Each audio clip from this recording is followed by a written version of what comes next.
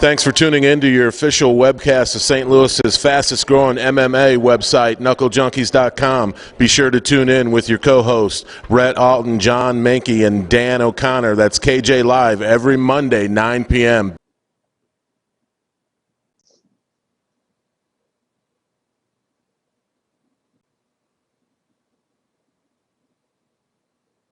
All right, welcome to KJ Live, episode 6. This is Brett Alton, your host, editor, knucklejunkies.com. I'm joined once again by St. Louis flyweight Dan O'Connor and Coach John Menke, here to talk a little local MMA, and also later tonight bring on our guest, UFC welterweight Tyron Woodley. We're all pretty excited about that.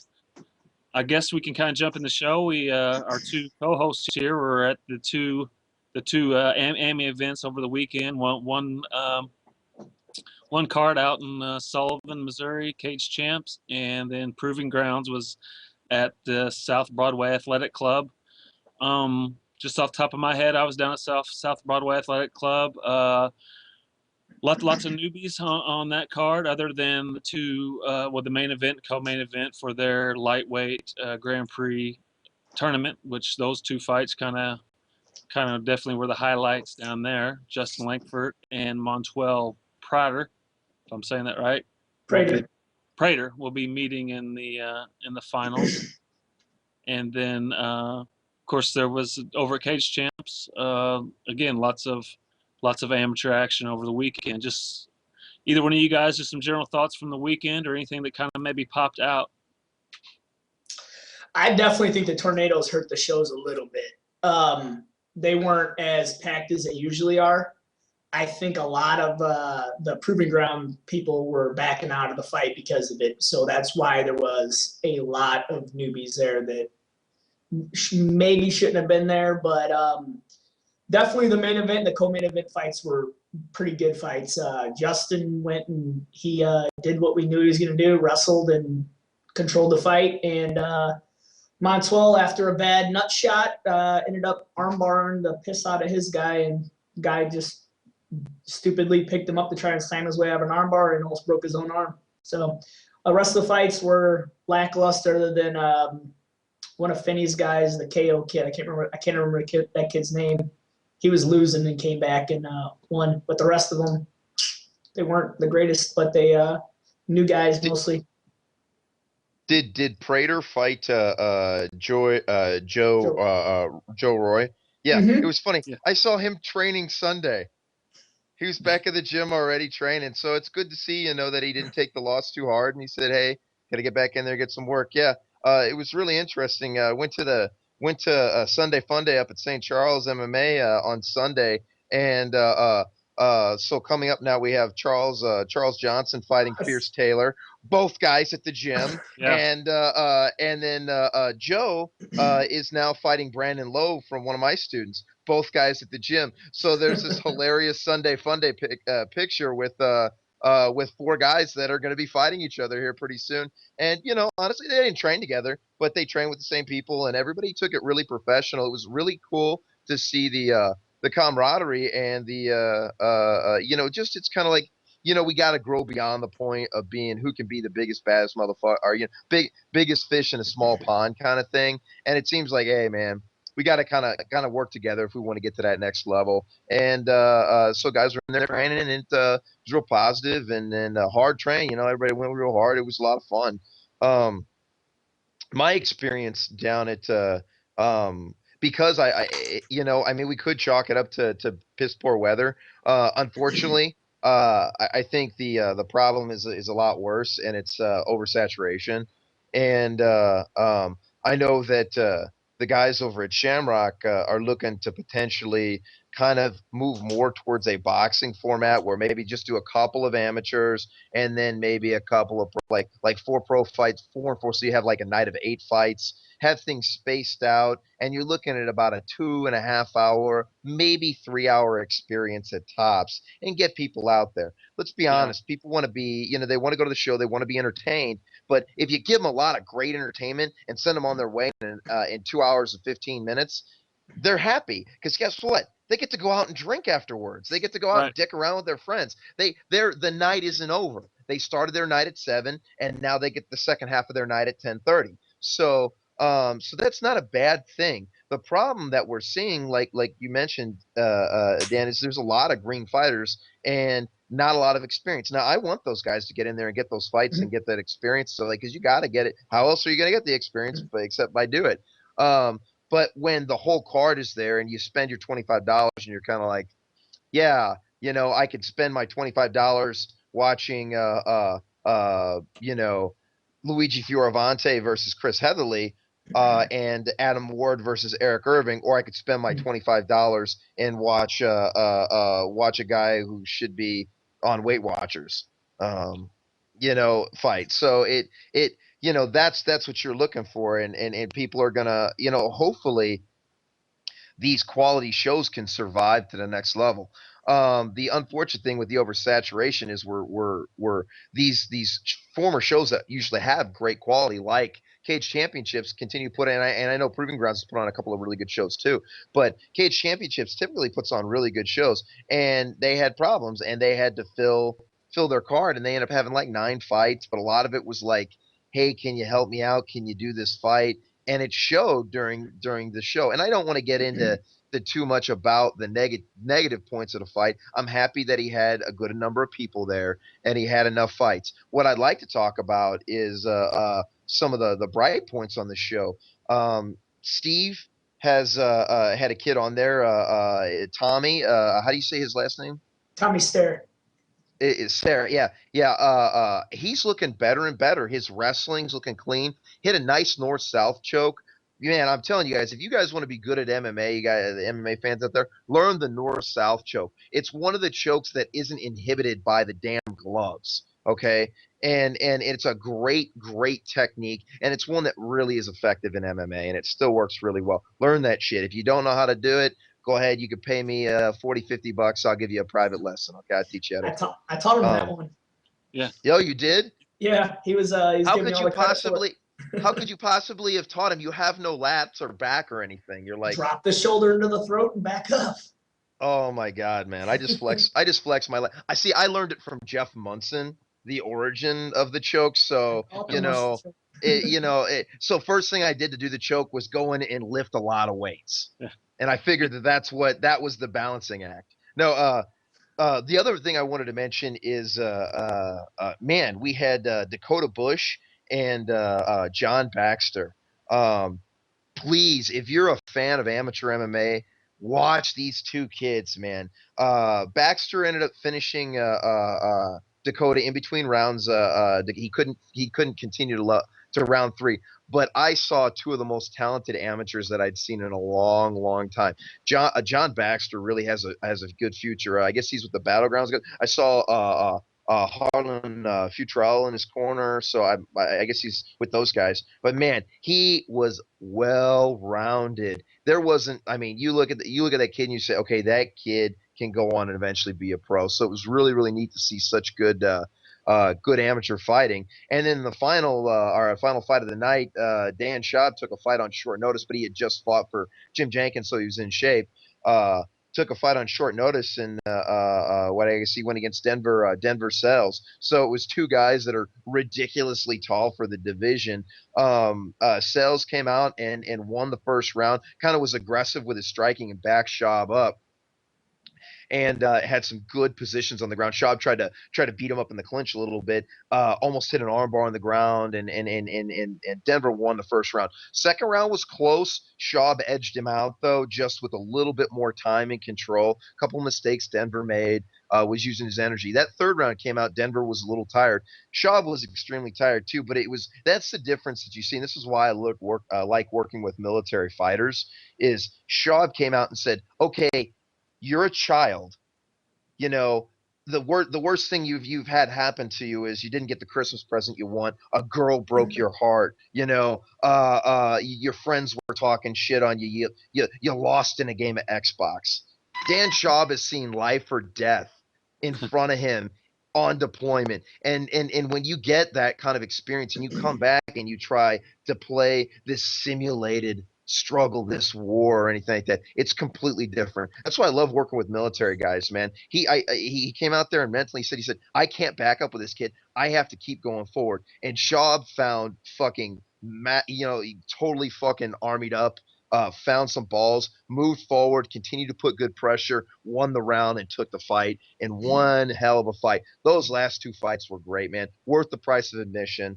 I definitely, but I see what you were saying, and the oversaturation of these shows is causing for some weak ass amateur fights. And I think maybe if we stop putting so much pressure on promoters to come up with 18 fights. Oh well, if somebody wants to spend $30 on a ticket, they want 18 fights. It's like, no, let's just give them 9 good fights. And that leads me into exactly what I mean, nothing pains me more, and I've seen it, whether it be at Fight Hard or Fight Me, or over at the Mayor Star or something, but how the crowd has thinned out by the time the co-main event and main event is on.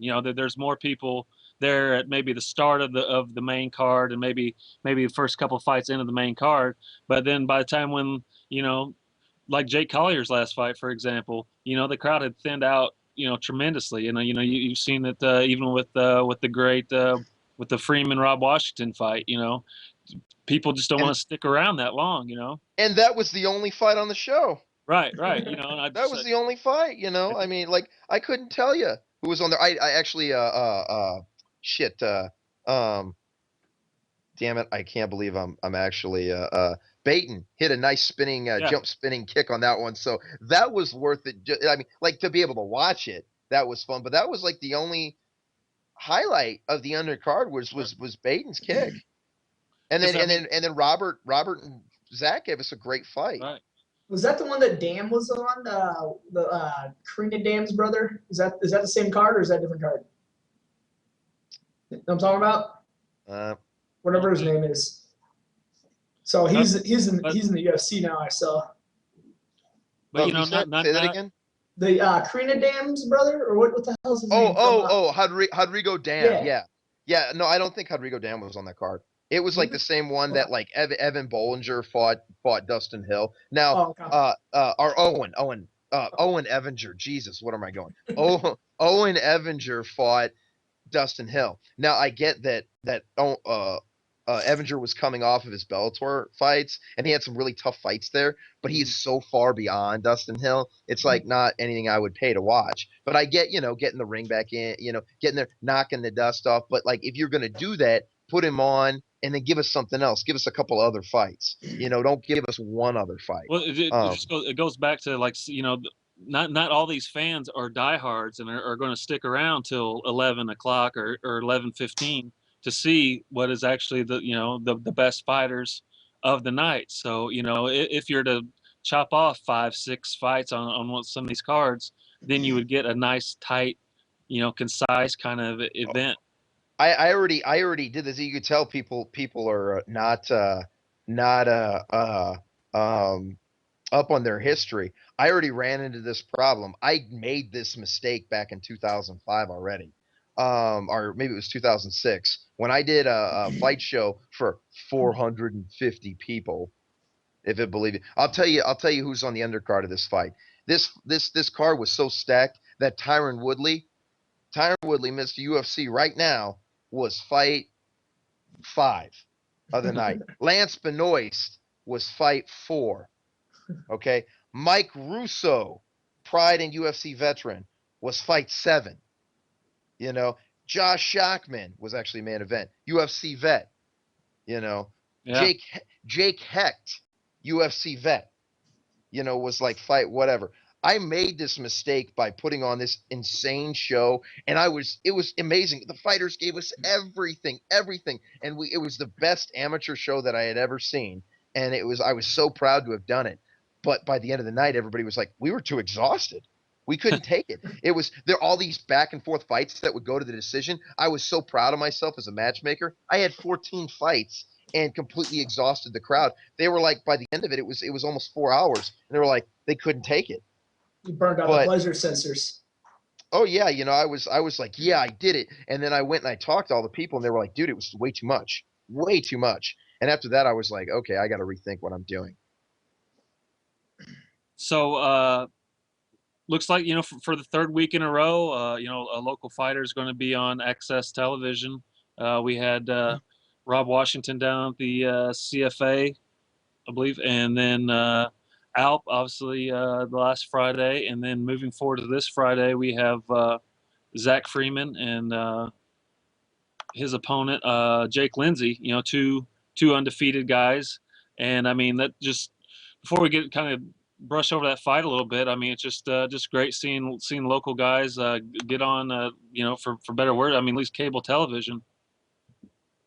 Yeah, it's about time, man. So many guys get ignored, and I think Lance said it the best is, you're only as good as your management, and that's actually something that we definitely want to talk to Tyron about because Tyron understands how to communicate and how to turn the money that he's making right now into more.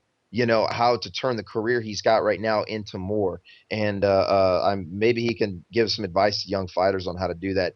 That's clearly the issue. We have so much talent, and now all this talent is slowly getting burnt out and slowly getting stressed. And like, maybe I want to go do something else. Maybe this isn't for me. And I'm sick and tired of the rest of the world ignoring the talent we have here. And I'll say it once, I'll say it again. Dana White can fuck himself if he doesn't want to sign Sampo and Alp. He's an arrogant cocksucker anyway, talking shit about Roy Nelson. You guys saw he just wrote another thing about how much how much his ass, how he's a pain in his ass. Well, maybe because he doesn't want to eat your shit, you fucking arrogant cocksucker. Yeah, and it's funny. I mean, like, okay, UFC vet Jake Hecht, what's he doing right now? He works at Gold's Gym. That's fucking bullshit. That guy should, I mean, but we have no unity. Fighters don't want to pay their fucking bills. No one wants to go to the gym and actually pay. It's like, it's like tonight I could have spent my time with fighters, or I could have spent my time with guys in their 30s that are doing this as a hobby. Guess what I spent my time with? The fucking people who pay the gym, Well, speaking of paying the bills, before we get to T Wood here, just kind of like to give everybody a reminder that us at Knuckle Junkies have launched a Kickstart KJ 2013. You can reach it over at our off our main page. It's a Indigo type fundraiser that we're trying to do to kind of help spruce things up around the website and kind of help bring local coverage even better, and it's not just, we're not just asking donations like PBS or NPR or whatever thing. You're getting stuff out of it, whether it be a pretty slick hat or a t-shirt, or we've got a really cool University of Missouri cap signed by T Wood, Michael Chandler, and Ben Askren, all on one hat. So there's just got a lot of little avenues for you to kind of help keep us going and kind of help go for another year at least. And you can find all that stuff over at knucklejunkies.com. And I believe we're going to try to add the man himself. I think you need to auction off a date with Minky. I'm sure some girls will pay for that. Is there a way to take money away from a Kickstarter at that point? People somehow.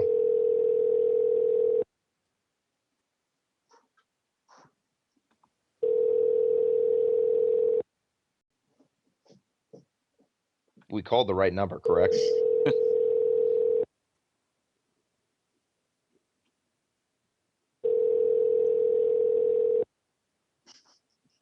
You have reached Tyler Woodley. Please leave your name, number, and a brief message after. No, leave it on there. I'm gonna give a message. That's perfect. Wow, dude, Woodley just big leagued us. Well, since we glanced over Alp.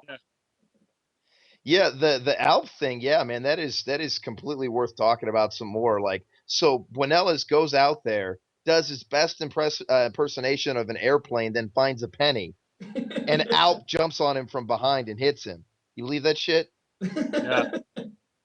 Well, is that not? That was the Alp that we were talking about freaking 2 weeks ago.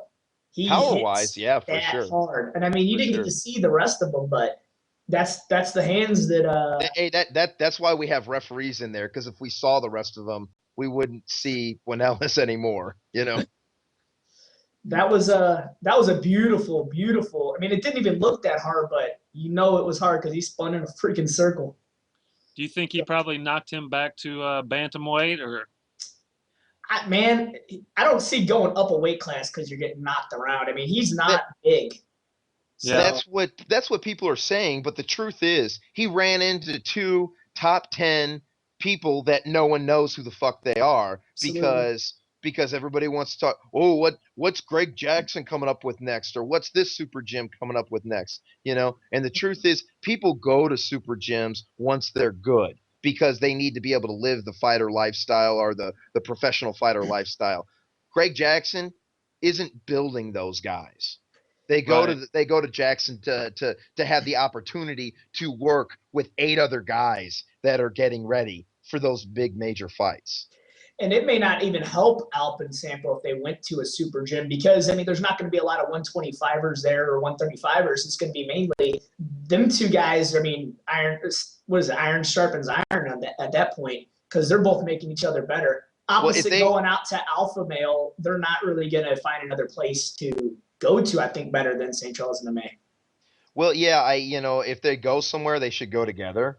If they do want to go out and they go out and train for a couple of weeks and then come back. The only thing I could think is the only benefit is St. Louis kind of sucks a lot, as far as weather. Sometimes the entertainment, if it's not baseball season, man, it kind of blows. I just got back from San Diego. That's why I didn't do last week's show. I was really jet lagged.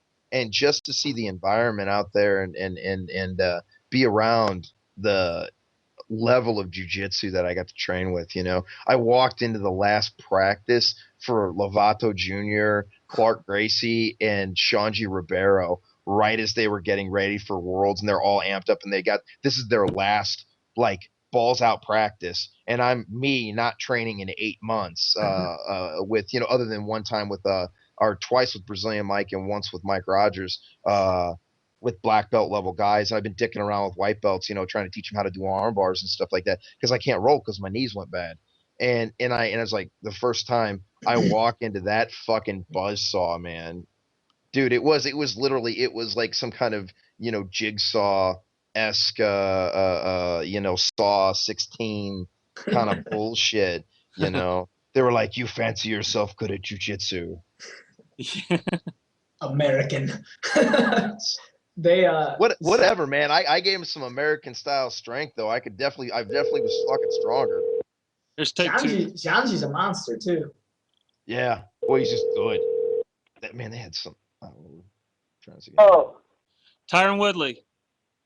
What's up? How you guys doing? How's it going, buddy? You're on KJ Live. You're joined with John Minky and Dan O'Connor. Hey, what's up, guys? How's it going, Tyron? How you been? It's going good, man. How are things in Florida? It's going well, man. Training hard, ready for this fight. So that's been pretty much the theme of this last 6-8 weeks. Well, one thing's for sure is, man, you have been doing media out the wazoo. It seems like every time I turn around, whether it's Fightland or some media source has got an article on you. Yeah, this is a big fight for my career. More importantly, it's a big fight for St. Louis. My whole theme and my whole mission is really trying to put our city on the map like it should be. And me bringing home a UFC strap doesn't hurt that cause. So it's a pivotal fight for me. Going out here and putting away Jake Shields in dominant fashion is going to put me right in the title picture. And I'm just excited about the opportunity. And I'm ready to roll, man. I'm in shape. I'm conditioned. Mentally set, and I think it's going to be a great showcase of what this camp has been. How long have you been down at American Top Team, and how long are you going to stay there after the fight? I come back to St. Louis to see the family this Friday. I've been out here for over a month. I came back for a weekend to do some events and stuff in my gym, but really outside of that, man, I've been focused. Been down here, just the dieting, the eating, the training, being under Master Ricardo Laboria, one of the best MMA and jiu-jitsu coaches on the planet. He's really prepared me for everything that Jake Shields has to bring to the table. So it's been 4 to 6 weeks here in Florida, with a brief 3 days in St. Louis. But all around, man, I've just been really focused and really ready. Yeah, he's not blowing smoke up anybody's ass. Ricardo Laborio is insane. He's amazing. I would man, I've been doing jiu-jitsu 15 years. I'd pay $500 for a private lesson with that guy, man. He's amazing. Well, one thing, Tyron, I know that like right now, after your last performance and kind of where Jake's been with some of his performances, I think people are kind of underestimating him a little bit. And right now, there's a lot of hype saying that, like, hey, we think Tyron's going to dominate this. He's going to stuff the takedown and put the hands on him, and it's going to be over. I know you're not thinking that. I know you're like that Jake is dangerous. You've been watching Jake fight and the Diaz brothers. You've been watching that team, that Cesar Gracie team, for 5-6 years now, plotting and planning on beating the shit out of those guys for a long time. So is this kind of like almost a relief that you're getting to fight him, because it's been something that, like, I know you've been focused on that team for a while? Well, for me, I am going to beat him. I'm going to beat the hell out of him. And I think it's not being cocky and overconfident. I've trained, I prepared. I watched more film on Jake Shields than I've ever watched on any individual in my life. What he does on the ground, he's a mastermind at being on top, passing the guard at mountain and going for submissions. The little small details and small things he does really makes him a world-class fighter. Who cares if he can strike? Who cares if he's athletic? He gets the job done. He's done it in clutch situations over and over again. I have saw him at the top. I have saw him as a guy that I match up well style-wise, and for me, it's my time. It's my time to go out there and show people what I can do. All the people that helped me get to this point, and also just believing in myself. Right now, I'm just in a mode where I just believe it. I believe that God gave me these gifts for a reason. He didn't give them to me for me not to use them. I feel like the team that I'm with, American Top Team, is going to be the best team in the world in the next 12 months, and I'm gonna do my part to make sure that we're on the map like we should be. And I don't take them lightly.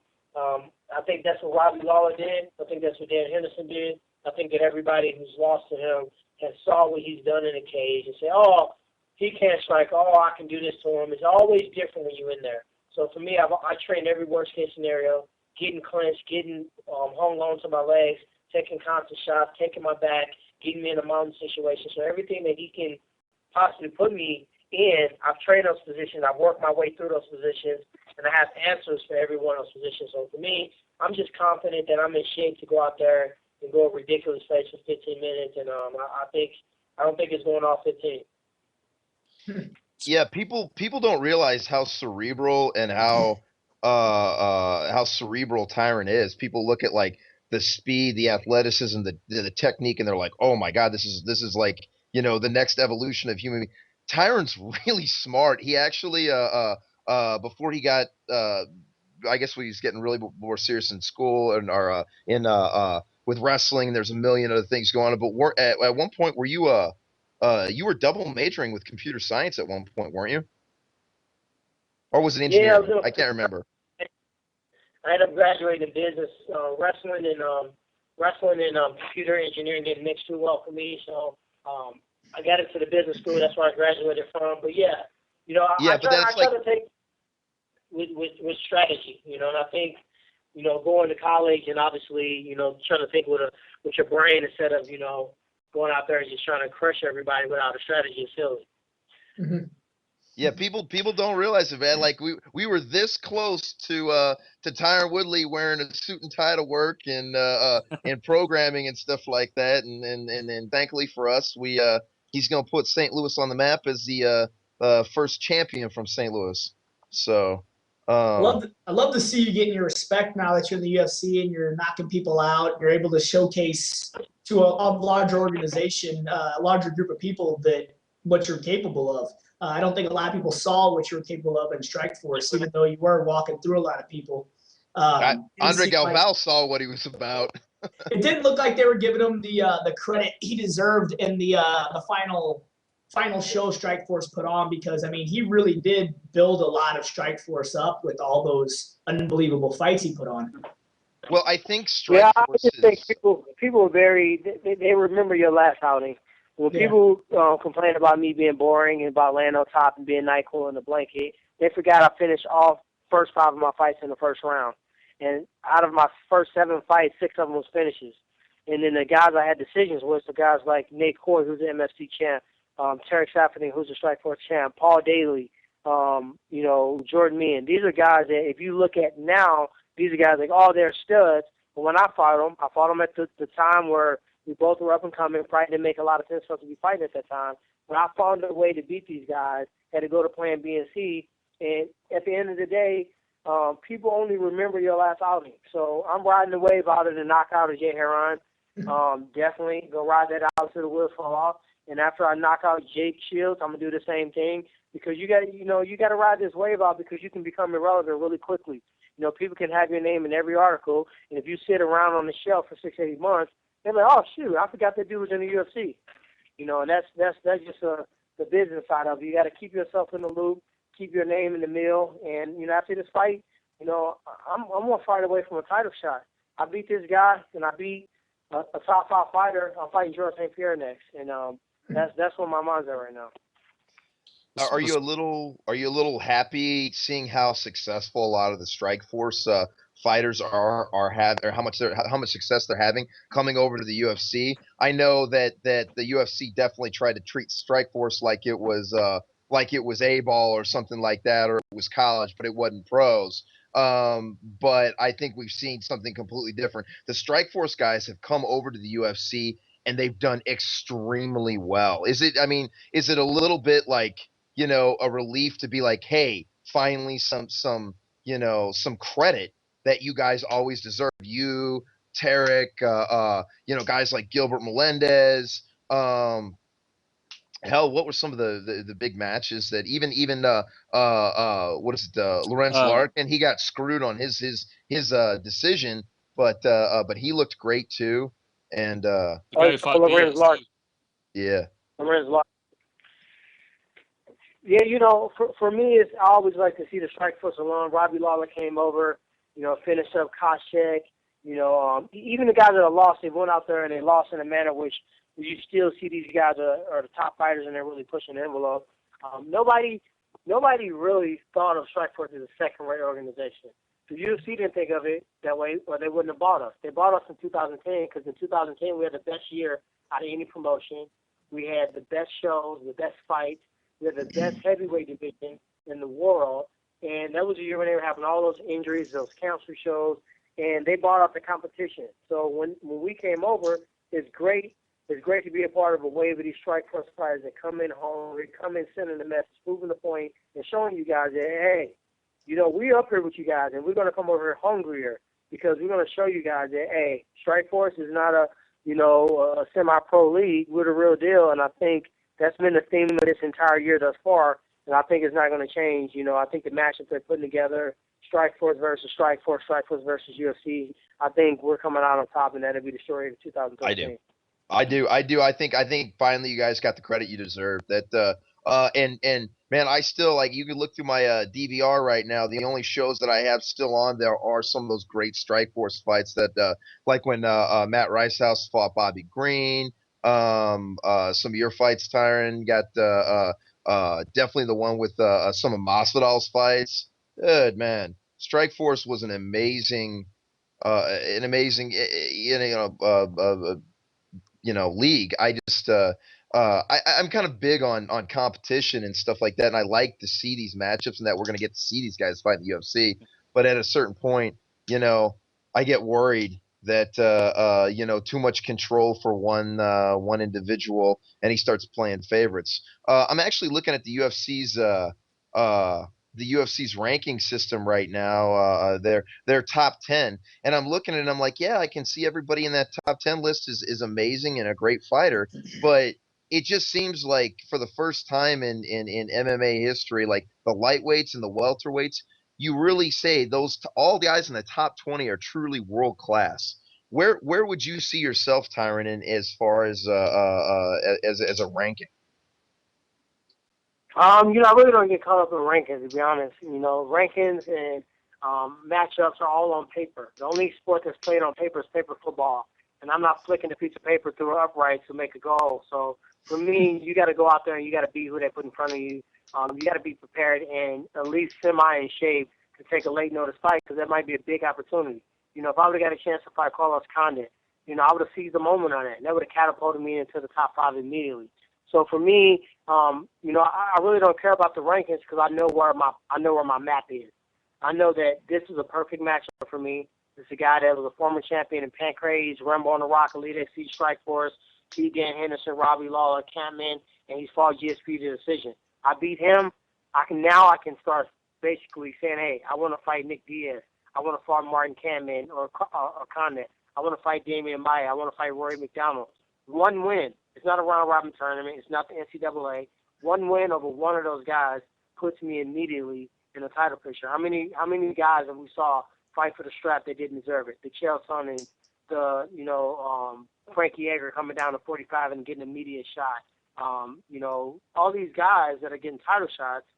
You know, it's not the best of the best to get the shot. You know, Chris Weidman is the only person this year that's gotten a title shot in my mind that really has worked his way to the top. It's about who sells the fight. And I feel like my style, my striking, my explosiveness, my conditions, everything I bring to the table makes me a threat for GSP. And I think if I can get the media behind that, get the fans behind that, and the organization is already behind that, that's going to put me in that position to take that fight. You already have St. Louis behind you. Yeah. Let's shift gears a little bit, T. Wood. We have a live chat going on for the people who are listening to us, and we've got a question coming in asking if there's anything special happening soon at ATT Evolution. Everything. There's always something special on ATT Evolution. You know, in 1 year's time, we've been able to do something pretty significant, position ourselves in the market. Where it's tough to have a gym, and usually the first year, kind of, you know, you're really transparent. You're making a lot of mistakes that you don't know about. But for us, we've been able to have some huge names in there: Randy Couture, Thiago Alves, John Jones, Herb Dean. We've had so many people walk through the doors. We have some great events. Our students are steady growing. Our programs are steady doing well. So for me, it's a blessing that, you know, in basically less than 2 years, we've been able to see our brand start to increase. And we constantly have something going on. We constantly got specials going on. Anybody who want to train ahead of the curve, you can always go to attevolution.com. Check us out. Come by and see us if you want to. Right in Manchester on Rock Hill. But for us, you know, it's also about evolving. You know, I see a lot of gyms that have been around a long time mimicking the things that we're doing, mimicking the things that, you know, our programs, mimicking our slogans, mimicking some of our logos and ideas. And it just puts a smile on my face that, you know, these gyms have been around tons of years, and all of a sudden, you know, a gym that's been around really just a freckle on a chipmunk's face as far as time, that they would see us as, you know, someone that they would, you know, try to brand like. So for me, they tell me I'm doing the right things, you know, just trying to stay positive, trying to stay focused, and constantly increasing my empire.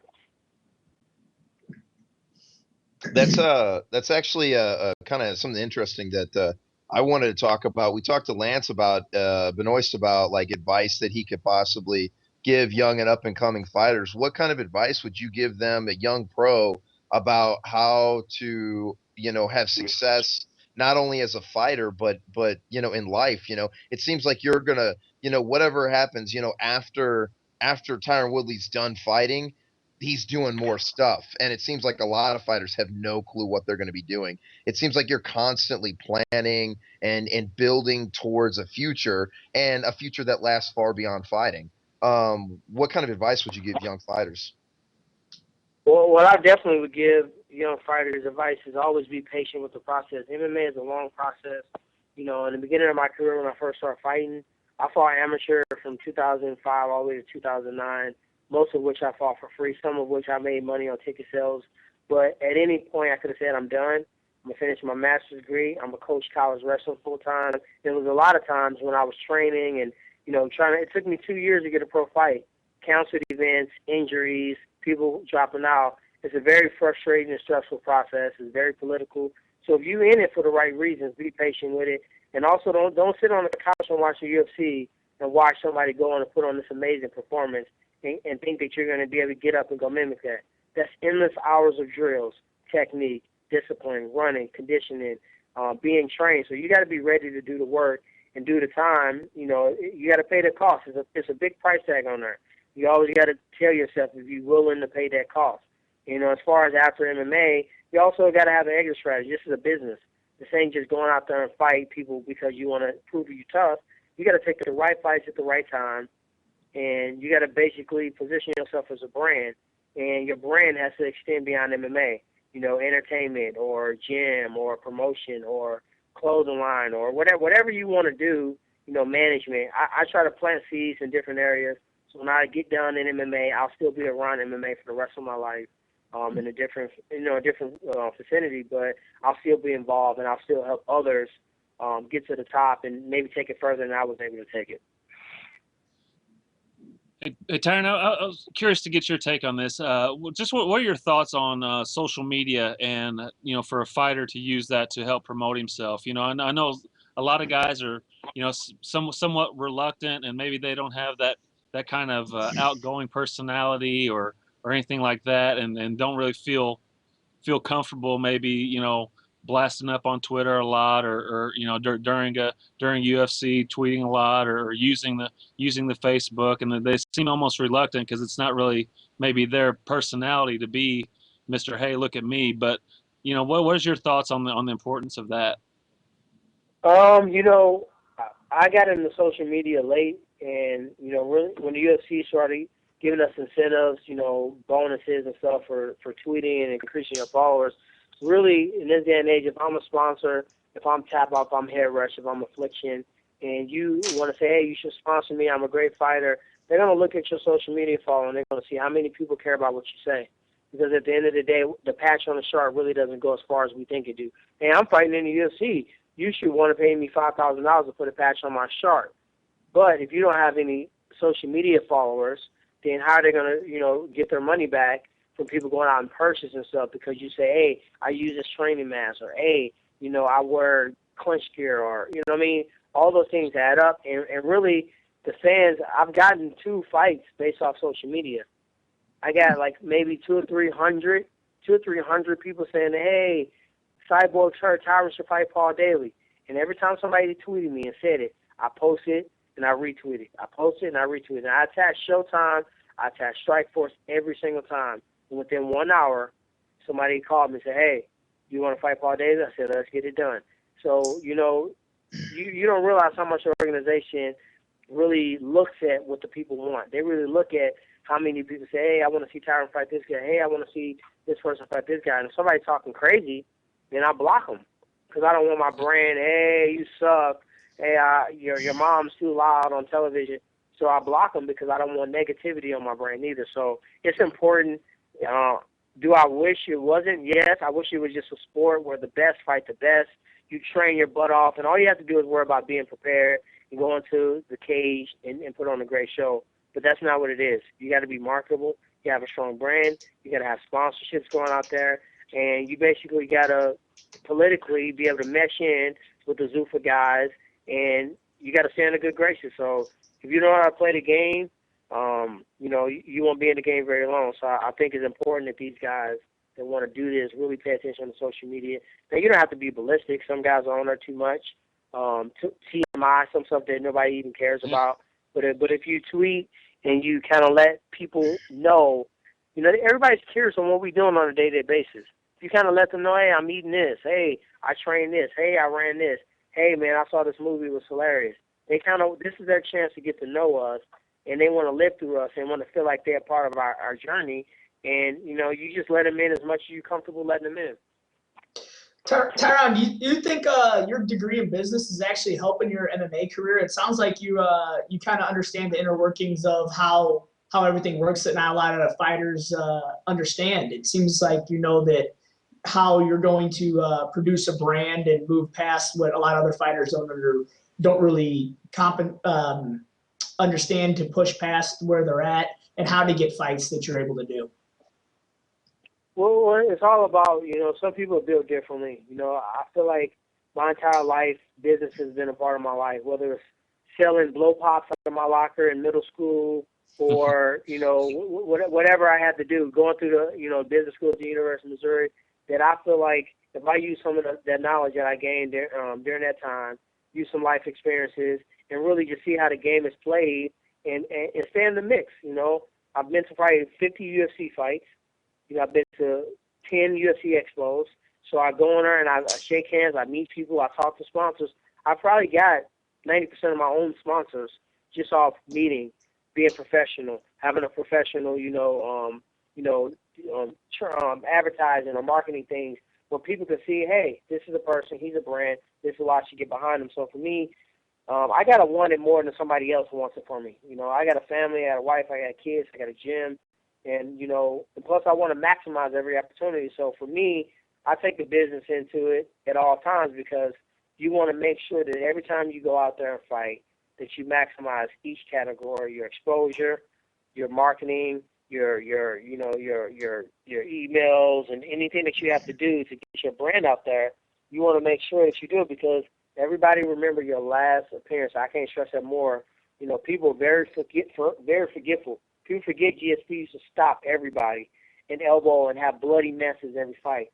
Now they just remember GSP as somebody that always has decisions, but he's beating every top caliber guy. You know what I mean? So you gotta ride the wave. So from a business standpoint, is it more beneficial for you to be main event of the FX card or to be on the actual pay-per-view? For me, it didn't affect my sponsorships at all. So I'm not really. It I doesn't wasn't matter. really concerned about it. Actually, people were like really saying, "Oh, you should be on the main card. This should be a main card fight." But for me, this is in Canada. I'm not making money like freaking Rampage Jackson and all these other UFC fighters that are millionaires. So I can't afford for my whole family to go out. So this will give them a chance where they can watch it on television and not have the stress of having to go find somewhere to watch it or buy pay-per-view. So I think after the performance I plan on putting on in a couple of weeks, you'll see me on pay-per-view for the rest of my career. You said you got 90% of your sponsors yourself. Do you have any tips for any up-and-coming pros on how you were able to talk people in to sponsor you or what you did to kind of get sponsorships? Not really. I try to keep it all to myself. I try to keep all the secrets within. It's a competitive market, man. You got to think about it this way. It's a big pot of gold. Okay, if I have 20 hands digging into one pot of gold, then basically I'm going to get a few coins versus getting a big pot. So what I do is, like I said, I treat my sponsorship situation. I'm invested into it more than my management team, or more than somebody that's hunting down sponsorships. You know, I can't just sit around and expect somebody to make it rain. You know, so I'm going out and I'm leveraging my own deals, and I really just tie in how I basically can give back, why they should sponsor me, and for me, it's just been a blessing. You know, I've been at the right place at the right time. I've met the right people. You'd be surprised if I tell you half the story. We'd be on the phone for an hour. How I met guys, that are corporate sponsors. They just saw me and said, you know what, I want to work with you. You know, I went to Montreal, the UFC. I think it was 158, GSP and Nick Diaz. I was in Canada. I got 4 sponsorships in 10 minutes, of like mainstream corporate sponsors, just by being in the right place and right time, having a conversation that we had a few things alike. They liked what I stood for and represented. I had something to give them immediately, and the deal was sealed. So for me, I really try to keep myself on a hush, because those are things that are paid for. I worked a long time to build the relationships I have, and I try to save all my relationships for guys I manage and guys I look after. I figured it out. He's gonna, after his fight career, he's gonna start business seminars on how fighters can make it. He's like, hey, okay, now that I'm done, I will show you guys how to not have to surf on other dudes' couches and eat ramen noodles. I'll show you how to do it. Yeah, but I've also slept on my mom's couch in the kitchen as a grown man. So I've been at the bottom of the pot, and I've been when I used to train at Mike's, I used to drive from SIUE to St. Charles, from St. Charles to train with Derek in Isla, from Isla back to St. Charles, come back to North County. And that's when gas had first hit $3 or something. My checks was negative, my bank account was negative 15 days into the month. And I had 15 more days to go. I had $25,000 in debt, in credit card debt. So I had to basically get to a point where I was so low where only God can help me, where only God can basically teach me. So all those lessons I learned down there at the bottom, that's what I take in now. So I understand this is a game, and you got to be good at this game. Sometimes it's selfish. Sometimes you got to think more about yourself. Because for me, I got a wife and kid and 3 kids that I got to be more loyal to than anybody. You know what I mean? When I go back home, if I'm empty-handed and my table's dry, then I'm not being loyal to them.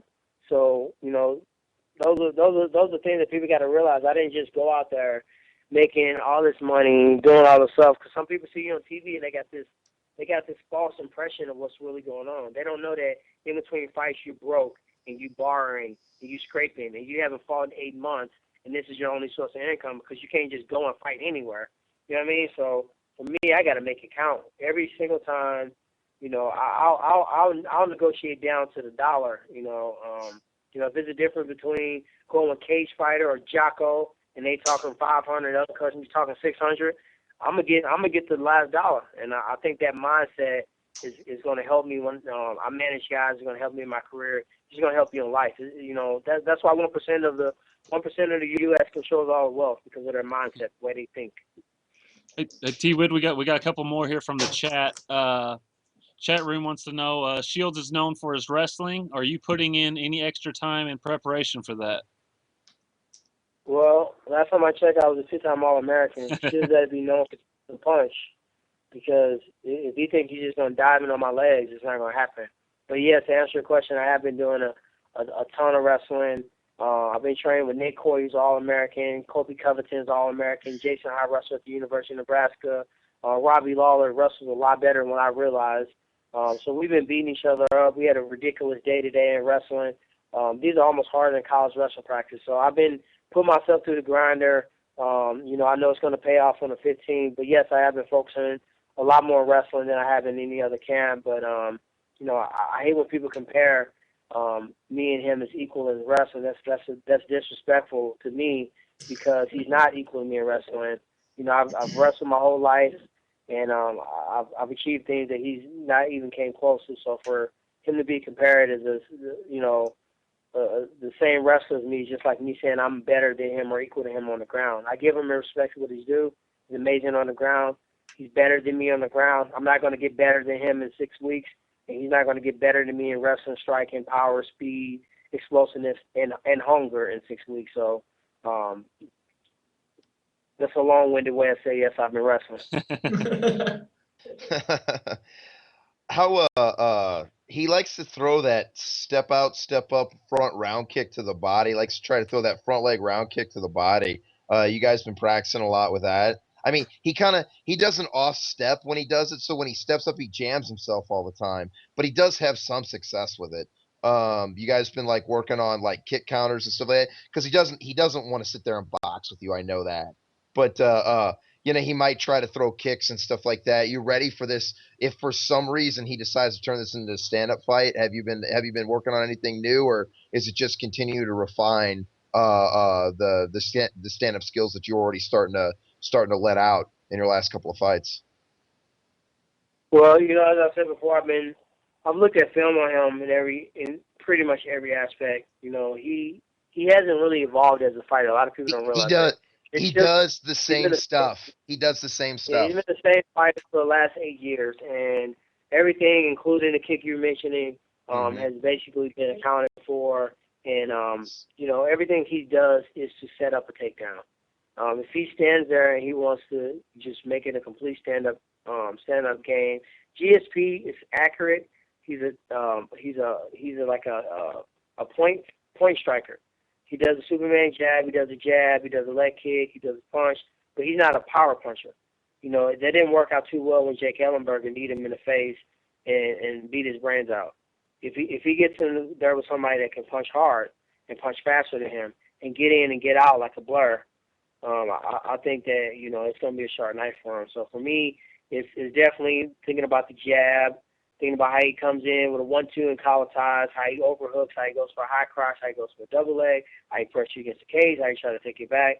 So I'm almost tired of having people mimic him. I'm tired of sparring him. I'm tired of watching video of him. At this point, I just want to knock him out. So for me, everything that he does is accounted for. I assume everybody is going to get better each fight. I expect he should be a little bit better in grappling, wrestling, conditioning. His weight cut should be easier. His striking should look a little bit better, but we're talking about exponential growth. He's not going to come out looking like Thiago Alves this fight. It's just impossible. And I'm not going to come out looking like freaking Marcelo Garcia and doing flying arm bars and, jumping all across him with De La Riva guards. That's not what's going to happen. He's going to try to take me down. I'm going to stop him, and I'm going to make him stand up and get beat. And that's pretty much the game plan. Hey, T. Wood, here's kind of a fun question from the chat room. Dream fight in their prime. Who would you like to fight from the old Pride days? Old Pride days. You know what? A lot of people realize I don't watch a ton of TV, man. I'm like the worst trivia person. I don't know hardly any of the past. I always used to watch Vanderlei Silva, man. He was crazy. I don't know if I would want to fight him, but he was probably the most entertaining to watch at all. I mean, he was clearly psycho. So for me, I don't know who I would want to fight, but he was definitely the most entertaining to watch. I've heard on a couple different occasions how good your boxing is from Ryan Coyne. Is there coming up in St. Louis? I mean, there's not a lot of good people that you could spar. Ryan Coyne's definitely one of them. Do you think that really helped your hands to improve to the point that they're at? Yeah, Ryan Coyne is a good friend of mine, and he's been training at my gym for a while, and he trains at Jose and a few other guys. He just more so than the sparring, his attitude. He comes in the gym every day, doesn't say much, puts his headphone on, and he works every day. Nobody has to watch him. Nobody has to tell him to do it. Nobody has to give him a plan. He's internally motivated, and I think being around him helped bring that out. And we almost held each other accountable to a certain degree. So, and another thing about him, he punches pretty hard, and if he ain't used to getting hit by boxers, he punches fairly hard. So if I'm in there sparring with him and we have an amazing work and getting great rounds in, MMA guys don't really put that fear in my heart. After being knocked out, hit stupid hard by Nate Marquardt, nobody really scares me as far as hands. If I get hit, I'm like, I've been hit harder than that. I've been cracked harder than that. I had my face wide open from elbows.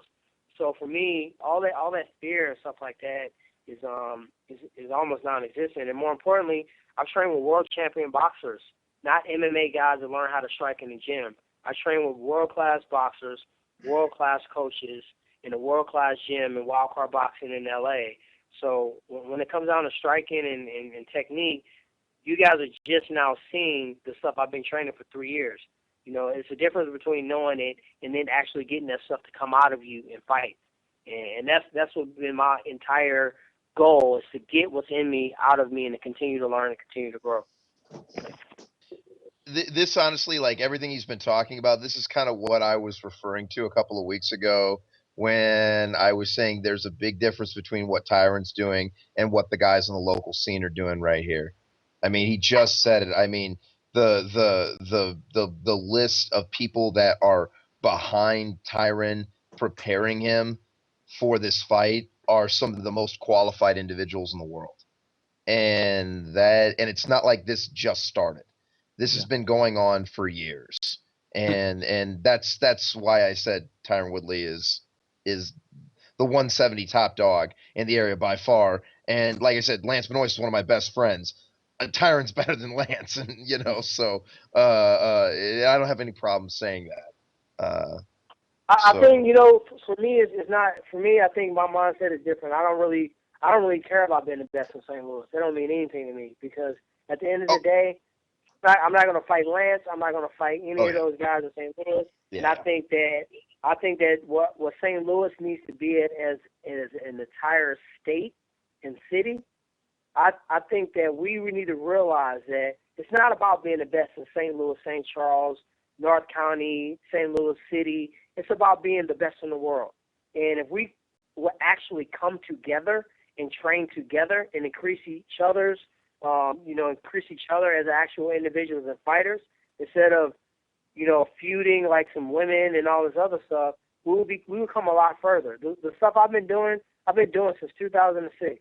Going out to AKA, going out to freaking Extreme Couture, going out to Wild Card Boxing, going out to the Body Shop, going out to freaking American Top Team, Team Quest.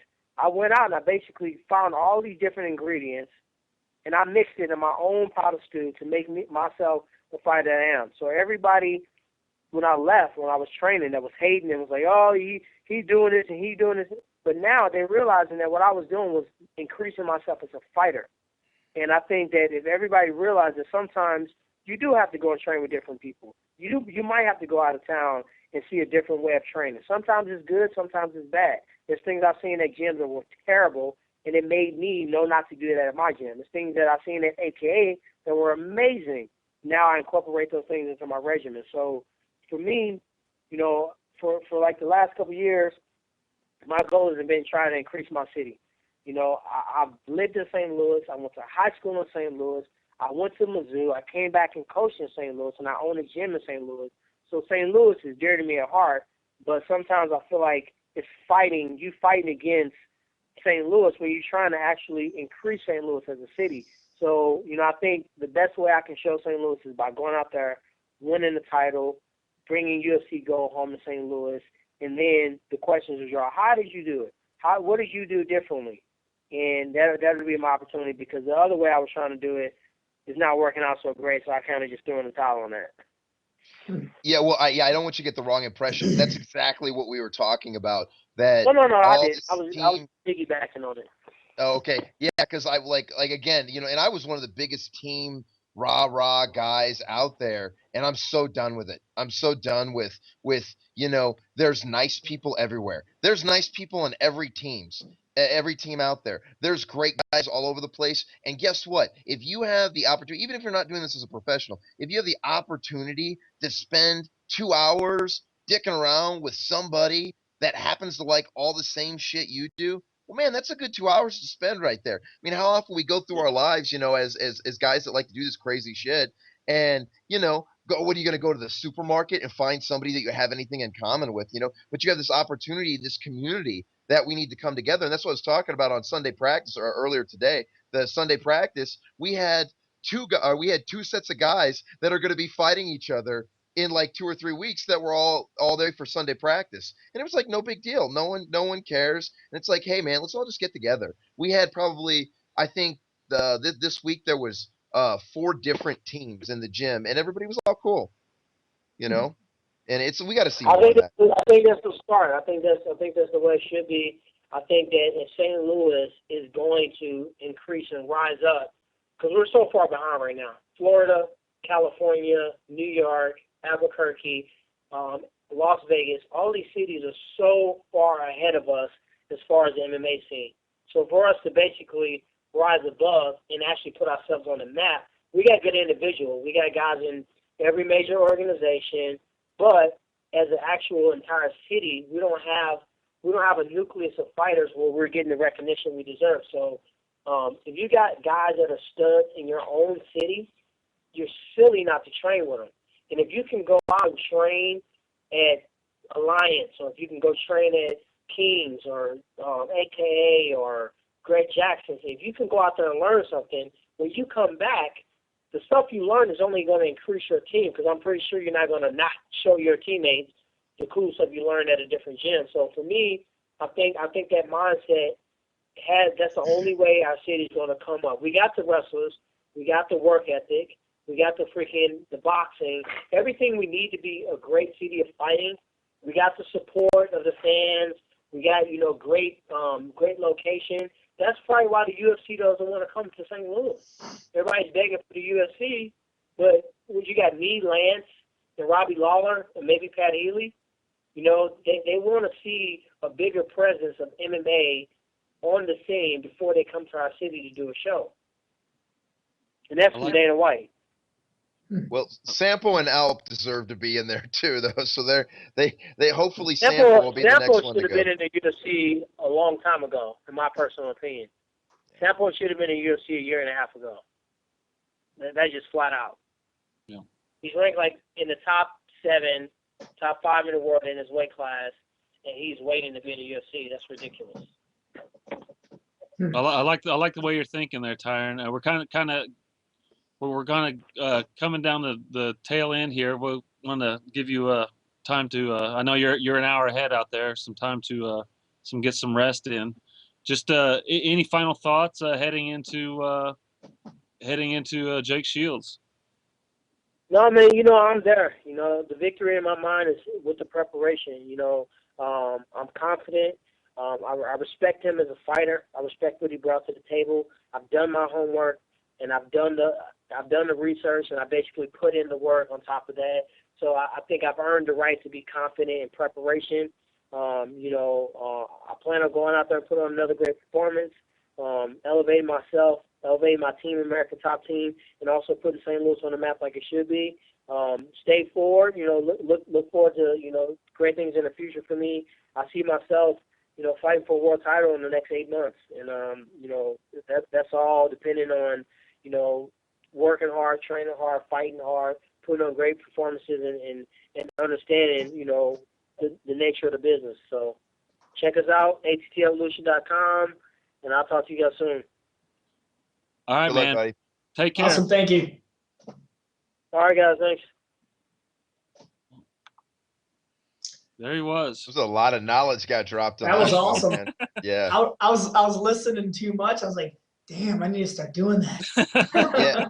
I mean, hopefully everybody who was listening or can appreciate that. I mean, because normally, like, again, we weren't acting like I mean, I didn't even want to act ridiculous in that call because I've talked to Tyron before and he has such good information, or he's smart. He's doing things the right way.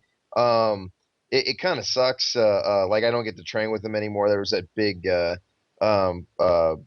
kind of a Fallout. It's well, it wasn't really a fallout. I get why he needed to do everything he needed to do, and there's a lot of behind the scenes stuff, and I don't really feel like he was in the wrong. It was just people have to do different things, and I think I'm not to say I definitely don't totally disagree with a lot of the things he was saying. I know that. I don't want to get into it specifically or anything like that. I know all I can say is that at least everybody loves Mike Rogers. Everybody loves Mike Rogers, and including Tyron and including everybody who's ever trained with the guy. He's definitely one of the reason. I'm still thinking about because I've thought about leaving St. Louis before and going and training other places. And Mike Rogers in St. Charles has kind of kept me local on the team. So. It's hard to leave. I've done it. What's up? It's hard to leave. I've done it. I mean, you leave your team and go, and you almost don't want to do MMA anymore or do jiu-jitsu anymore as much when your teammates aren't there and you got to go into it. It's like being in high school. You got to go and you got to kind of go and prove yourself and make new friends. And I mean, it's not hard to make friends there, but you almost got to go and reprove yourself after all the times you've been training. And I was like, when I moved to LA from Burgers, it was a pain in the ass. I didn't do jiu-jitsu for months, which was weird for me. So, but him being able to bounce around to gyms and training with, he went and sought out the best of the best in boxing. He was training with Freddie Roach. He goes to Ricardo Laborio. I mean, that's unbelievable. I'd kill to train with either one, Yeah. Ricardo Laborio is just an amazing wealth of knowledge. He's probably really, I mean, as far as what I've heard from people, it's like Rickson and Laborio are the two people that everybody says their minds were just blown over and over and over again. That would be an amazing. I would love to go on and take private lessons with them. I'm just saying how he, how he talked about they only remember your last fight. I mean, it wasn't that long ago with the Marquardt fight, but now everybody's talking about what he did against Jay Heron and in the UFC. That Marquardt I don't fight, think people. well, I don't think people were faulting the Marquardt fight against him. I think people were like talking about the blanket bullshit and the Yeah. NyQuil crap, that because that's what he brought up. He really didn't have any boring fights. He at sometimes had to play cautiously with Daly, but really, like, I mean, the Jordan Main fight was a little slow, but it's not a real big deal. He had the Galval fight. He had the Nate Coy fight that he had. That was boring because of Nate Coy. Like when Tyron got down, like and was trying to fight, Nate Coy slowed that fight down. Mhm. He's the one who made that boring. And it wasn't even boring. He the slow parts were due to the other people. So really, he's only had one slow fight, and then people want to say, "Oh, criticize." It's just it was a little it was just a little too Well, it was a little unfair. It was a little unjust. The Jordan Main criticism. was a scary individual to fight coming off of Cyborg, and I mean he's like 22 and he has like 40 Phenomenal, fights. Kid's phenomenal scary. boxing, and dude, what the hell did Matt Brown straight up was like, just said, "Hey, I know you've probably had this insane pedigree, but I used to be a heroin addict, and this is the only thing that I've ever had good in my life other than my family. Family and fighting is all I have, and you're trying to take one of them away from me." So, like, I mean, that's the only thing that they like for him to find the inner strength to come back from that body shot that Jordan dropped on him was. If you guys haven't seen that, Yeah, go watch Matt Brown versus Jordan Main. Jordan Main hits him with this body shot that is just, I mean, the liver. it sounded like thunder going off. It was insane. Um, so other than locally, we just finished the world. I know you brought up jujitsu and going and training other places. I sat there and I was like, no, I think I could go to somebody else's school pretty freaking fast and start training. I just, like I said, I was just at Salos and I was like, yeah, I could stay here. I love my team, but fuck them. Yeah, like all my students, fuck you guys. Um, I don't care about Well, any of you. Uh, but yeah, so we had the Worlds this past Yeah. weekend, and we had two local BJJ practitioners do amazing. We had Jenna Bishop won division and took bronze and absolute in women's brown belt, and of course everybody knows Nick Chirac, the Moose, went ahead and won a purple belt. What was it? He's medium heavy, right? Purple belt medium heavy. Yeah, so Moose 94 with the Moose is gi. a scary guy. He came into jujitsu not long ago, and he's just fucking scary. I remember first time I rolled with them, they kept telling me how awesome he was. White belt, no stripes. Like, oh, he just started a couple months ago, and he will fuck you up. The kid's like, he doesn't seem human when you grab onto him, and it's nobody was surprised that he won purple, even though he hasn't been a purple for too long. When I went out to Worlds with them several years ago, him, Tyler, Jenna, all those guys, Joey Walters, who did really well in the Worlds. I heard JW was there. All those guys did really well. Moose He, yeah, was fucking people up then. I mean, Yeah. so Yeah. Where's he train at? and Grappling Concepts He's with with JW. Right? JW. Yeah, Okay. Moose is one of those guys though. Like he's doing what Tyrant's saying, but for jujitsu. Although JW is his coach. He's JW guy. He spent some time training with Ezra Lennon. He spent some time training with Brazilian Mike. He's gone over and worked out with him. He's out there. He actively seeks good people to train with.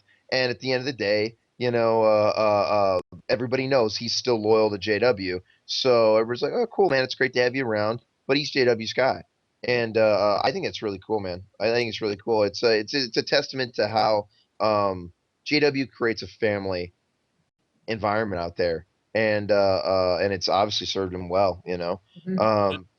They're Does doing it take great. a does it take a specific kind of mindset to or personality to say, hey, I'm going to go over here for this guy for a little bit, and I'm going to bounce around, and I'm going to be loyal to my team, but I'm gonna seek out other avenues to learn.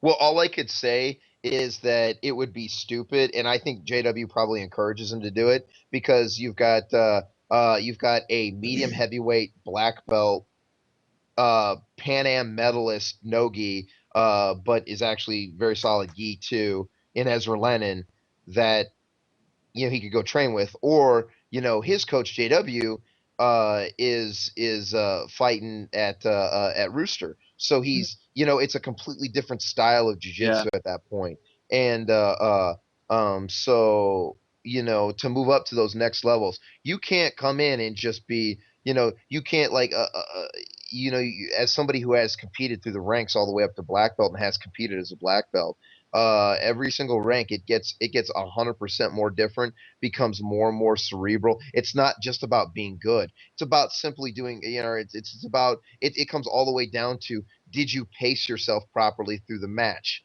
Because that guy that you're going against in a 10-minute black belt match, he might just be trying to tie you up and get you moving long enough to attack your balance. He may not even started putting pressure on you yet.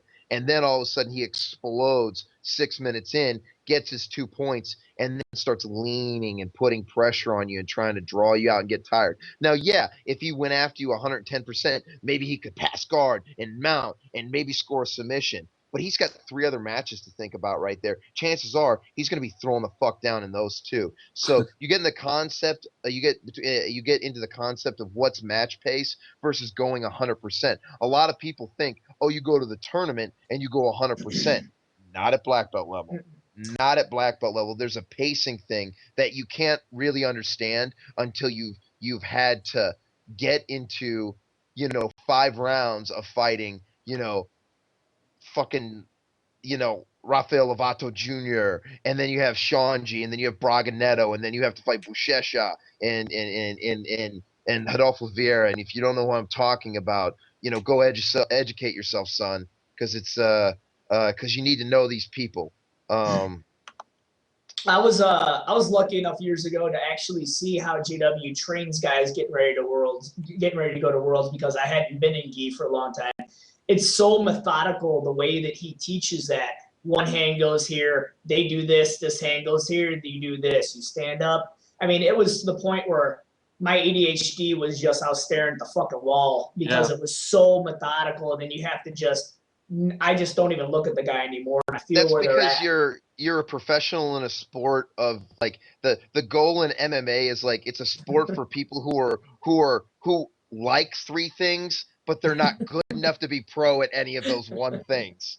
Where jiu-jitsu is like, okay, it maybe 90% of what you have to do to be a champion at black belt is completely not relevant to real fighting at all. But it is so hyper specialized that it comes down to, okay, I'm in shape, I'm fight hard, I know the techniques. Well, what's wrong? Oh, my grip breaking is wrong. Or I placed my hand here, and I had a glitch, and and I've had that happen to me before, where I spent, and this is what pisses me off, because somebody should have told me, and it didn't, and no one did. I had a glitch in my guard reposition for probably 4 years, and it had to do with a grip placement, and I had to figure it out on my own.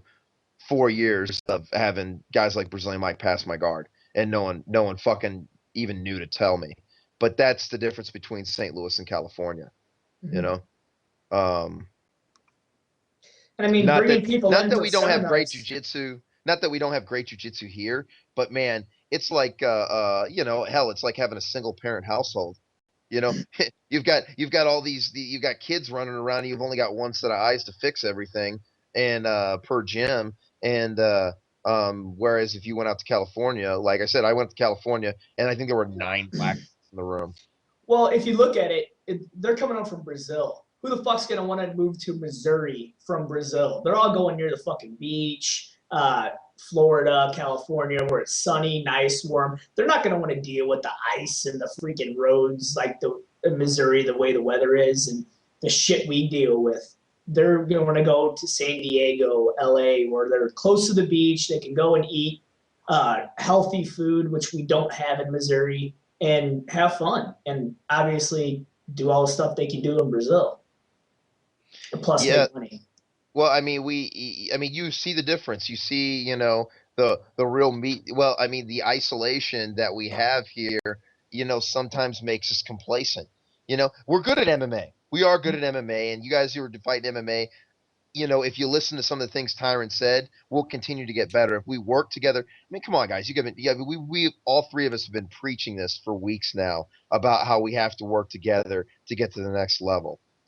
Specifically me, but I was throwing you guys in there just so you didn't feel left out or anything. No, No, for but sure. yeah, but okay. I mean, look at the difference. I mean, okay, so let's talk about Braulio Estima's match earlier. It's all over the internet right now. He proceeded to do. He was doing he had a spider hook and he had the cross-side foot into setup right there. And as he did it, he elevated to invert slightly and then cut back to the knee bar. I mean, who's practicing that in St. Louis? Nobody. Nobody's practicing that kind of stuff. And you say, oh, well, that's special at Brawley. I guarantee you, there's 6 dudes in California go, oh, yeah, I love that setup. And I know the sweep. I know how I saw instantly how he got into it. I could fucking do it for you right now if it was so obvious because I've seen that piece before. And I was like, oh, he just cut back to do for the knee bar. But if you're not training with guys who love jiu-jitsu like that, you don't get that creative flow going, man. It is science, but man, there's an art to it. And that artistic development has to come through free-flowing ideas. And if you're isolated, you don't get that. What belt do you think guys should start training leg locks, whether it be heel hooks, toe holds, knee bars? I've been doing them since white belt, but a lot of people just try and avoid them or scared of them and they don't want somebody to get hurt and not ever come back and pay their monthly dues because obviously it is a business. JW is one of them. I used to beg JW to show me leg locks because he is a Sambo black belt. But it is so dangerous that's why he would never show me. I'd have to go and buy that the was a 180. I remember when JW was like kind of like one of the anti-BJJ group because he was like, hey, we've been doing this shit in Sambo and in Judo and Sambo, we've been doing this kind of stuff and it works and it's like the BJJ kind of shit, but with slightly different emphasis. Yeah. But yeah, it's kind of funny how over the years, JW basically became like, you know what? It's all good, and I'm not going to get into these stupid labels, and I'm going to learn how to footlock people. I'm going to learn how to throw people. I'm learn how to armbar people, pass the guard. I'm learn how to do everything because I love grappling. Yeah, and I mean, that's how JW won the Pan Ams, the Golden Pan Ams a couple of years ago, was he toe-holded a guy to win. So, yeah. I mean. You're not going to go in there and surprise a black belt with a footlock. No. Trust me, he knows how to do it. He knows how to do it. The only thing I would say bad about footlocks is when people stop trying to pass the guard because they're frustrated and they dive back on an ankle.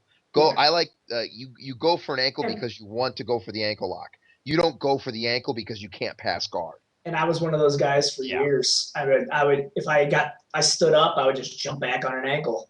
And I think it needs to be taught more, the leg locks, whether it be gi, no gi, because you're going to get dealt with guys that have been training the piss out of them. A Gokor Chivichian type guy training out there, they're going to be dealing with those leg locks. You're not going to know how to stop certain different setups for leg locks that these guys are doing if you're not training them. Well, I can't. You know me. I came up with Steve, man. So we've been throwing heel hooks on each other since we were white belts.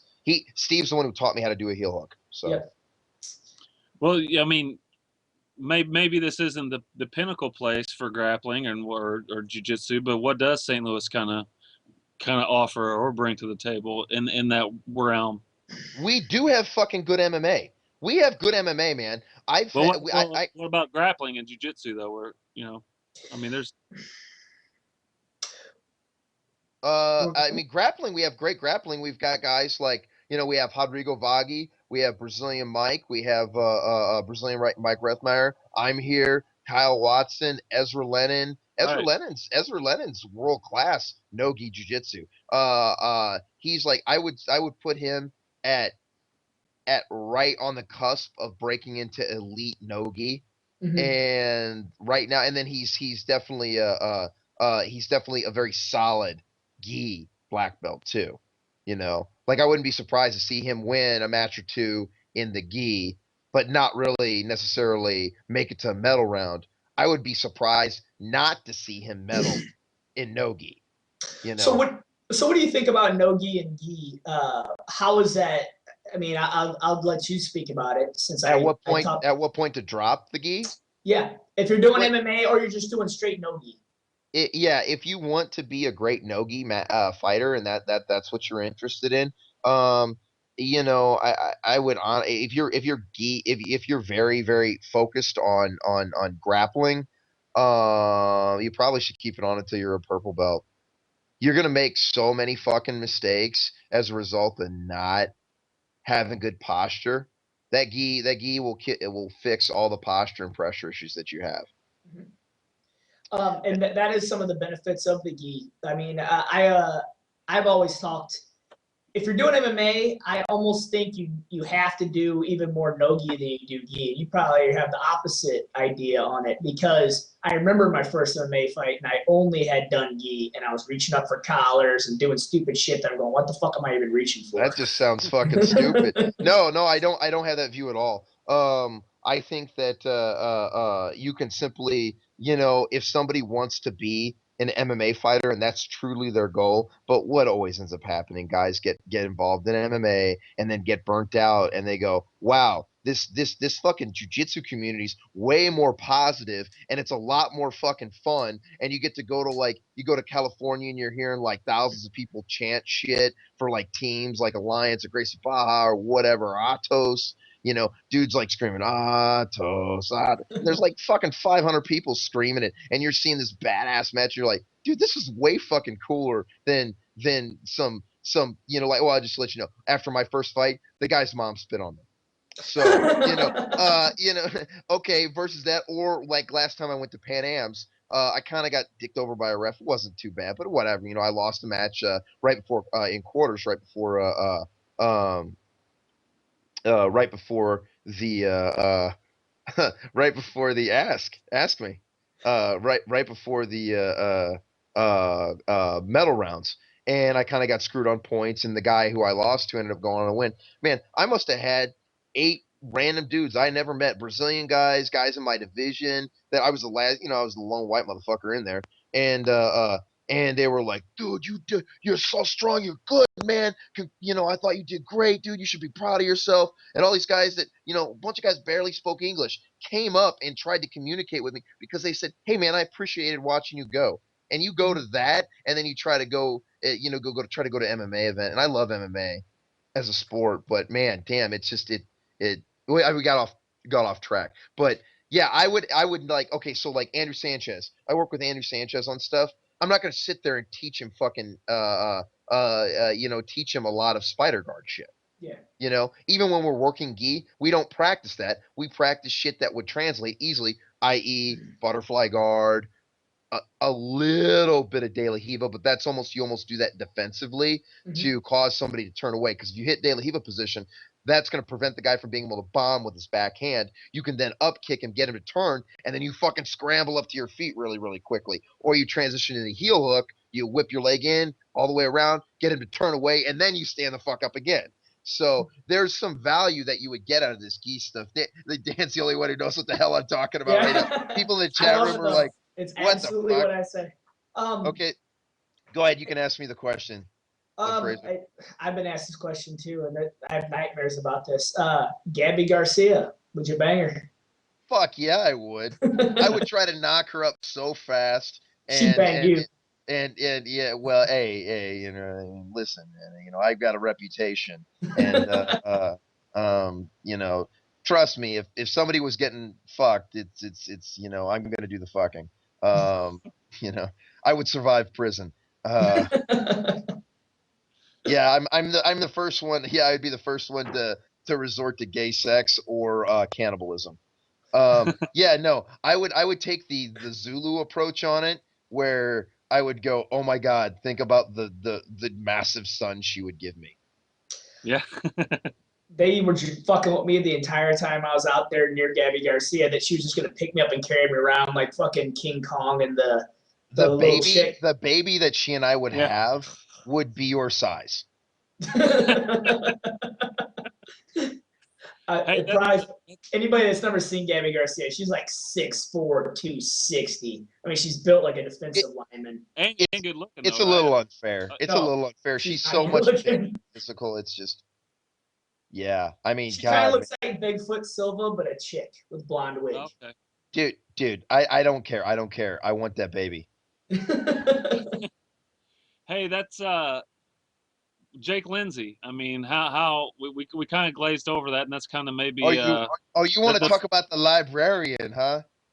well, that's maybe yeah, touch on that as we kind of head towards the end here. I mean, toughest fight up to Zach's the Zach's had up to this point, probably without a doubt, huh? Given the size, Robert Washington's a tough guy too, man. But and as is Aaron Darrow. But given the physicality and size of Jake Lindsay, I would say yes, this is a great fight. And I've been watching Freeman train. He's game. He's ready for this fight. I think we got, man. This is gonna be on Axis, right?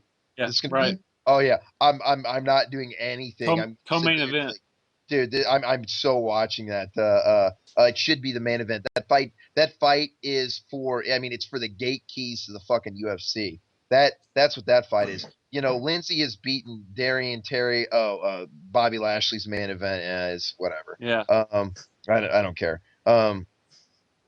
Jake Lindsay beat Darian Terry, who is an amazing wrestler and couldn't do shit with Jake. Jake stuffed him, chucked him down, kicked his body around, punched him, and at the end of it, you know, like I don't think Darian could even continue to round 3. I think it was just like, I'm done. I gotta stop, you know. And he stopped midway through. He like complained. I think he was saying his eye was hurt or whatever. But then afterwards was kind of, fuck, never mind. I don't want to say that because he said something in confidence. Anyway, but so Jake wins that match. I'm sorry, I just started talking. And then Jake turned around and just fought Marcio Navarro, and it's online. If you guys can go check it out on YouTube, go watch that shit if you want to see one of the most brutal finishes I've seen. Have you guys watched?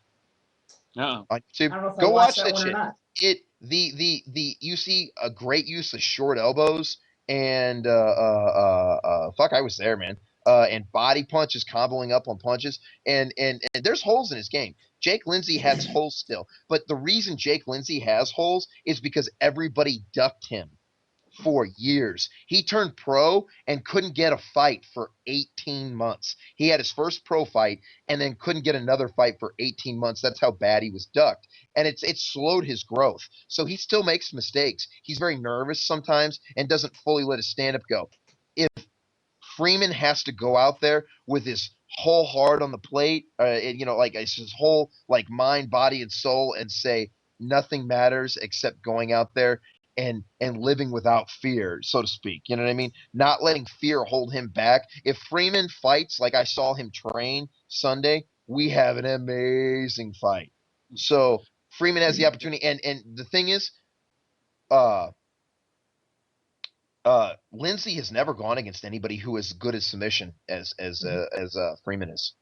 He's never, like all the guys he's gone against some good wrestlers, and he's gone against William D'Souza, who is a brown belt in jiu-jitsu. Dude, it's a little bit different, you know, being a brown belt in jiu-jitsu or being a brown belt quality jiu-jitsu player in MMA, you know, and Freeman knows how to fucking choke a motherfucker out. Yeah. So that's legit. I was talking to Zach Sunday for an article coming up, and I'm surprised it's going to be at a catchweight. Did they decide 60? Yeah, well, yeah, it was like decided, you know, at the time of the contract. Well, they both know they can make 55. Lindsay just made 55, and so did Zach. I mean, they can make it if they wanted to say make it a little easier. It's fine. You know, they're not really thrilled about it. I appreciated it. Lindsay's coach, who's my old roommate, they called me. They're like, "Hey, you don't mind this, do you?" I said, "No, I think it's a great fight. I can't wait to see it." And everybody's been really cool with me about not asking for information or anything like that. They're just like, "Hey, man, is he tough?" And I'm like, "Yes." They're both really tough. I don't know how else to say it. I do have a funny Jake Lindsay story though. This is how crazy Jake Lindsay is. He's completely sloshed. A friend of mine, a good buddy of mine, Charles. He actually came to St. Louis. One of my Army guys who came to St. Louis. He fought Andrew Decker. I believe it was Andrew's first or second fight. Charles was just too much of a too good at grappling for him. Came in and there was like 8 guys that were trying to start a fight with Charles and like one other guy.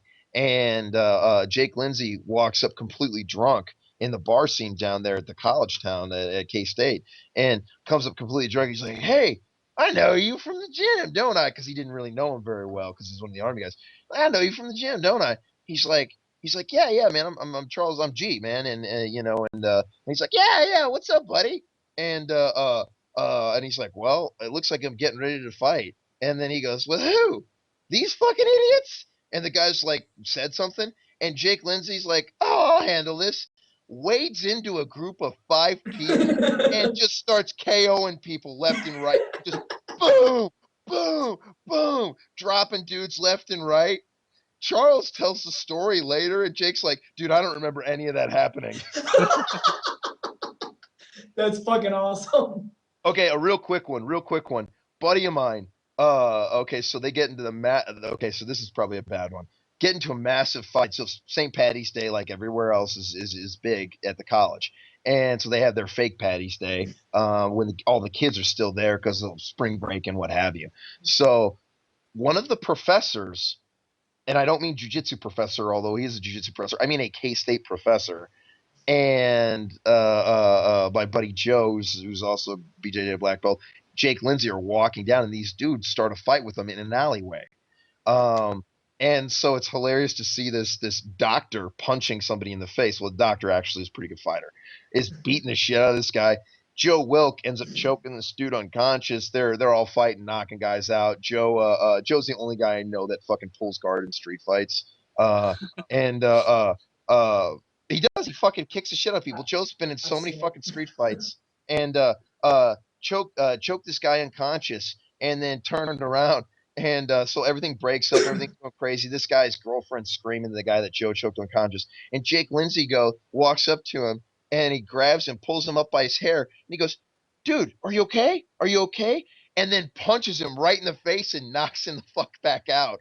And then this guy's girlfriend is screaming, "Yeah, motherfucker," and punches Jake Lindsay in the nose. Jake's nose is bleeding, and they're pulling Jake back. And he wipes it, and he sees the blood, and he goes, "I fucking love you. What's your number? I want to marry that bitch. What's her number?" And so he's screaming, and I'm like, dude, that's what it was like living with those guys, man. It's like they're not gonna be there. They're nuts, man. They're like, dude, I have so many. Jake Lindsay, I love that guy. yeah, dude, you want to party with Jake Lindsay, man? Absolutely. Awesome. Bring him down. You want to party with Joe Wilk? Joe Wilk's the nose. Joe the Nose Wilk. He's the mainstay for Titan. That dude you want to party with. You don't want to party with him in Vegas or anything like that because it gets out of hand. But yeah, he's nuts, man. That like I don't. They're too fast for me. Well, this Titan fight, Zach was supposed to be on Titan a year ago. Yeah. I can't even fucking follow that, man. But yeah, he was supposed to be on the fight a year ago, and it was supposed to be in St. Louis, and it got rained out. And now he's finally where he needs to be. So it's great seeing Zach. I mean, I remember Zach when we were 14, and first time I ever got arrested was with Zach. So it was a long, long time ago. What kind of assholes do we hang out with? Absolutely.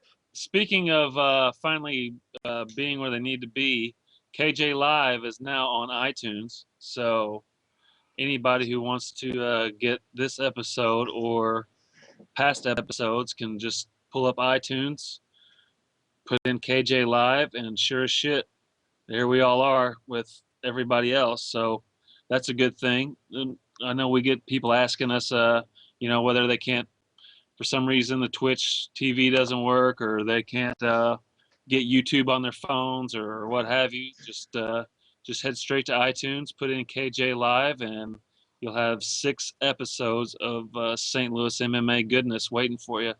Guys, any final thoughts here as we put the final nail in the coffin?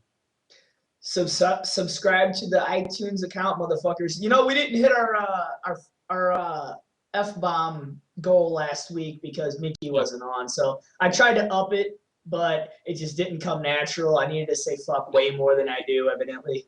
So Mickey, we got to up the fucks. No, I didn't want to cuss too much on this episode because I wanted Tyron's mom and kids and stuff to be able to watch. You know, nice. I'm an asshole now. Yeah, so like, don't you feel bad? Yeah. The drunk Irish guys screaming fuck left and right.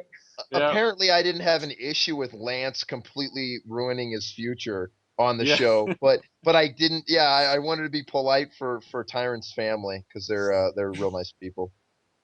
Well, right on, folks. Head over to the knucklejunkies.com and click the like cool stuff banner. It's our Kickstart KJ 2013. Throw a couple of bones our way, and we'll throw some products your way, whether it be a sticker, hat, polo, whatever. You got a business that needs some advertising. We've got it. So come back. Next week I'll be on vacation, so it's up to you two yahoos and whoever else we get to fit in. So until next time. Sign off, Mickey. Get it. I'm also starting a Kickstarter. If we can come up with enough money, we're gonna pay for Maya and Gabby Garcia's wedding. Yes. I want those babies. Congrats all the guys that went to Worlds. Jenna Bishop stole her husband's Tyler guard to destroy people. So also my sign off is gonna be I love to say fuck. Yeah, what's up with that, Tyler? Man, get your shit together, dude. They had to get their belts. You can't even enjoy jiu-jitsu now because your wife's better. Now those are gonna be some athletic fucking babies. Oh yeah, hell yeah, dude. Both parents, brown belts. One's a world champion. One's trying to get really good. Tyler's a monster. Oh yeah, of course. I think it's awesome that they have something that they can share like that, dude. Like, I mean, think about it, man. If I could stand my girlfriend long enough to teach her jiu-jitsu, man, it would just be, yeah. You know, we started lifting weights together, so we got that. My wife doesn't do anything. Oh, we drink together. We're good at drinking together. That's about fucking it. That's what you have. You have the drinking. I love drinking. Yeah. I love drinking. Tyler's confirming that she is better. I'm sure he's super proud. Yeah, he is. I mean, you know, now I'm jealous. Fuck Tyler Bishop and his awesome life. How about that? That's people need to realize Jenna's hot too. So she's a brown belt and she's fucking hot. And she's not your sister. And she's not my sister. That likens back to BJ. Nice. So, who also won his fight, and Corey won his fight. Right, the brothers Smith went and got. Wait, Brett's like, come on, guys, so we're done with this podcast. So we're trying to hit everything. Yeah, it was great, man. It was great to see BJ go out there and use the Smith brothers use no less than 6 to 8 illegal techniques to win their fights too. Corey's guy was begging for a rematch within 24 hours. He goes, "We'll see how it's gonna go if it doesn't go to the ground." I'm like, well, you guys are an MMA fight, not a K1 fight. Oh, really? I don't think he's gonna stop Corey from taking him down and beating his ass. It's like, you know, I think Dustin Severs said it the best, man. Those excuses for of like hitting in the back of the head and stuff like that. He's like, it's like the perfect excuse for shitty amateur fighters to complain. Oh, well, you did this illegal. Okay, well, cool. Instead of bitching about the rules, why don't you go ahead and fucking why don't you go ahead and train harder? My first fucking amateur fight, I got rabbit punched in the back of the head. I want to say well, so many times I can't remember, but like I got hit in the back of the head like 6 times. Like he just straight rabbit punching me, and it caused me to have to move my head at an angle which allowed him to like tilt and throw me. Luckily for me, I'm a god on the mat and fucking armbarred triangle comboed him really fast. But not before I started smashing elbows in his face, dropping elbows. See, because back when I was fighting fucking amateurs, we didn't have like all these fucking pussy ass rules like all you faggots today. How's that for getting out of hand? I don't think anybody knows that you fought, Mickey. They all just think you're a jiu-jitsu coach. Oh yeah, I'm a jiu-jitsu coach until I break my dick off in their ass. Wait, are we talking about fighting or fucking? I'm Can't waiting do on both. Frazier to pull the plug. That's why I chased my girlfriend away. Oh, we're back together. She took me back. Oh. Well, was that after the Was last that like show? awe or like slightly disgusted when you said awe? I thought we could go and drink, man.